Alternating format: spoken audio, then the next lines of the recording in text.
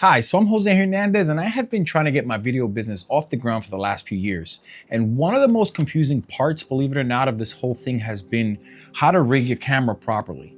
What are the things you should be looking for, and why certain rigs work better than others? Now, over the last couple of years, what I have been using has been a small rig adapter plate to a V mount, and then it basically goes on an Arca Swiss and it just moves back and forth. I'll plug that in somewhere so you can see it. It's super popular. It's been around for a bunch of years, and it's kind of like the go-to way of building a rig when it comes down to having a mirrorless camera. Now, I have been using this Nikon Zr for the last, since it came out about 6 months ago. I basically got it when it first dropped, and I wasn't sure what the role of this was going to be for actual production work and for what I'm looking to do with my video business. But then I took it on a corporate gig as a gimbal camera and as a handheld camera, and I thought the camera did phenomenal. I feel like it's worth rigging out. I know it sounds crazy, but I think you could actually do professional work with this thing. And if you're a guy or a gal actually, or someone who's actually looking to start a video business or to get their video business off the ground and you're looking for a camera, I think that this Nikon is actually a really good option. You know, more than just a travel camera, but actually can work for video production. Now, what I've done with this time was because I actually was shooting a video for my son. He started a YouTube channel, and of course dad has a YouTube channel, so I wanted to kind of film it for him. And all I had was my Nikon Zr with no rig on it, just handheld, and I just used it just like that, just to get a feeling as to see what it would look like. And I absolutely fell in love with the way the actual video looked and the video quality I was getting from this camera with this 16-35 EF lens from Canon. And it kind of inspired me to just say, you know what, I'm gonna build another rig, a rig that I could actually use and actually use this as a real B camera. You know, maybe not rent a second camera when I'm using my R5C, but actually use my Nikon Zr. Now, I was able to color match using CineMatch with DaVinci Resolve, both the Nikon and the Canon C-Log3, which was phenomenal. If you actually look at the video that I'm actually playing in the background here, you'll notice that there's really not much difference. You can't really tell the difference between the two cameras. Maybe you can because you're a professional and you have that professional eye. But for the most part, for a guy like me that's an amateur, I really don't see much of a picture. Now, I will say, when it comes down to rigging cameras, and what's motivating me to actually shoot this video was because I actually looked around all my stuff and everything I have. I have so many little trinkets and NATO rails and adapters and all kinds of stuff. And it's just becoming a total wasteland of used stuff that I have just laying around that I can't do anything with, to be honest. So I wanted, if I was gonna rig this camera up, something that was actually more universal, something that I could use not just for this camera, but for any future camera coming up, or my R5C, or if I were to get another R5C or another Nikon, that I could just pop them on and off. That's where I actually came across this Rigid Pro. So this is the Rigid Pro Omnia, which again, I'm not sponsored or anything like that. I just feel like, I'm just gonna be 100% honest, like buying cheap shit does not help your production, it does not help your videography, it does not help your filmmaking, it doesn't help. So I'm starting to get in the mindset that you're better off spending a little bit of money on the things you're trying to keep for a long extended period of time.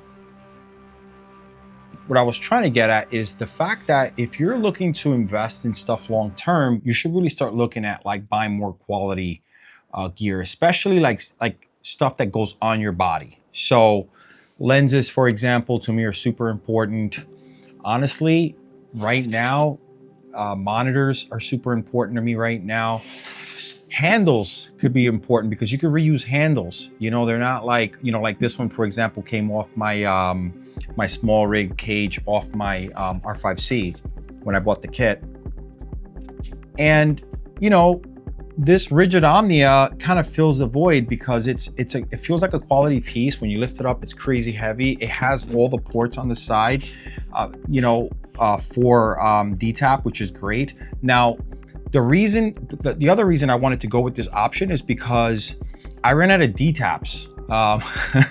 Whenever I rig up with that small rig plate, I run out of these taps, so I can't both run the DTAP off my monitor and off my my body. So that kind of told me, hey, I need a different way of doing things. And on this last outing with that conference that I did, I felt a little bit limited. So I wanted to try something different. And not only that, now I'm inspired and actually motivated to shoot with this Nikon Zr. I think it has all the ability to do all the things. The 32-bit float, the image quality is beautiful. The H.265 is okay, and I've said this before, the H.265 is okay. I don't think there's a major problem with it. I think it's just fine. But really where it's at is with the red, the 3D, the red R3D. So that's really where it's at. But for the most part, I wanted to kind of show you guys my new rig. Why I did it, but this is great. So what I did is I actually bought a small rig cage, and what I did with the small rig cage is the one with the handle.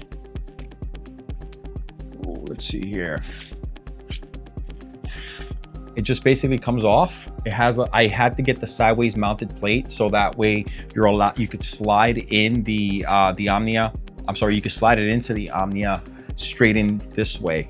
The other one, the other plate that the Omnia comes with, it mounts in a different way. And to be honest with you, I like the fact that it has the Arca Swiss on the bottom. Like all my cages have it, because I usually use TILTA or I'll use small rig cages.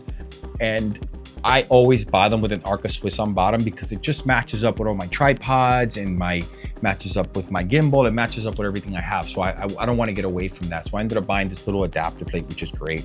And then on the actual rig, I got the monitor, got the battery, pretty simple. If I want to use it. Oh yeah, and then you have to get this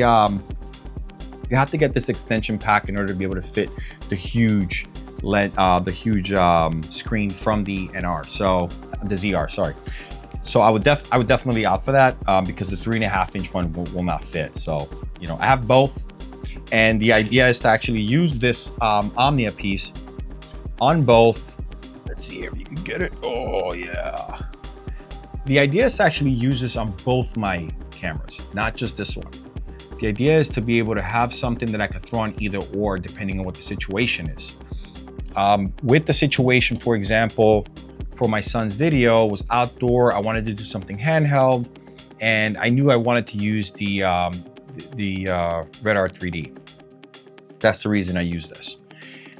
If I were to do this and say I wanted to do kind of like a production type video, and I wanted to have, maybe something a little bit more built up, I should say, I would probably use my my R5C. But I will say the Omnia and the R5C don't fit perfect, so you have to be really careful. Like I noticed this top plate didn't work too good. There's a couple little things there. I think this Omnia is better for something that's with no EVF. I think it actually fits better because then you don't have any kind of interruption and it looks more flush when you actually use it, which is great. Listen, I'm not a professional, but I like to have professional things. And I think that it shows a lot when you show up to a client's job and you show up with something like this. I think that it gives you that ability to say, hey, I'm charging a little bit more. I use my iPhone if you're a real cheapskate or just really limited on budget. I'll use my gimbal if I need it. But for the most part, I'm the type of person that likes to shoot handheld. So something like this is great, And I think that, just looking at this thing, I think it's amazing. And I think that if anybody's out there and is looking to rig up their NR, I think they should actually do that. Now, this whole video wasn't just about that. I'm just really excited about this. I'm excited to actually whip it out this week and put it to some good use. But this is more about like, this video is more about all the junk that gets collected and the fact that we go around spending money countless of times for, you know, let's just be honest, like just stuff that's subpar, you know. And the older I'm getting and the more I'm learning from, you know, doing video work, is that you really need to kind of spend your money on the gear. Not so much the bodies, but definitely the lenses. Definitely, like if you're gonna rig something out, like, you know, I bought this OC G7, great monitor. I actually got this for my S5X because it had touch controls for the S5X. It does not have that with, I don't believe it has that with the NR. I'll actually check on that unless there's an update that I'm missing. I don't think it can control the NR. But I really needed a field monitor like the Pyro 5 or the Pyro 7. Something that I could have a wireless signal that I could have to a client or even myself. If I would have had a Pyro 7 on this last gig, I would have been able to run 2 different cameras, not have to run constantly back and forth between cameras, just to at least be able to see what's going on the other shot. It was a big room, so it was a lot of room to cover. And my buddy Will, that was actually doing all the handheld stuff, kind of getting all the Canon stuff, you know, he was working in the middle of the room. I'm out in the back. You know, we have 2 cameras set up, so it was a little wild.